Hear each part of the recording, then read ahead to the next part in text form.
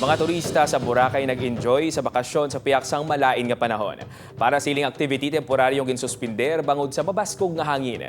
Ining gitutukan ni Zen Kilantang.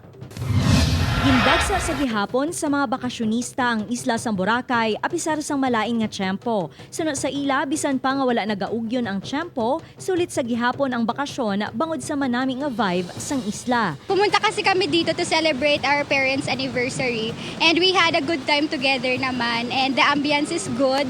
And also we ate good food, so overall we had a good experience. Enjoy talaga.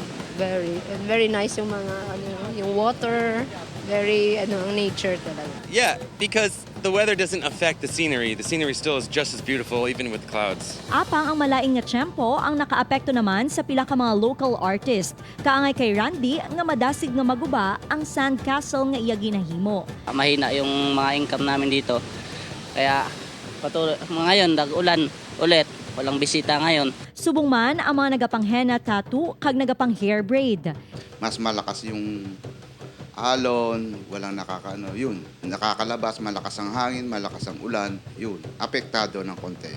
Kasi kung ganito maulan, nagtatago yung mga bisita.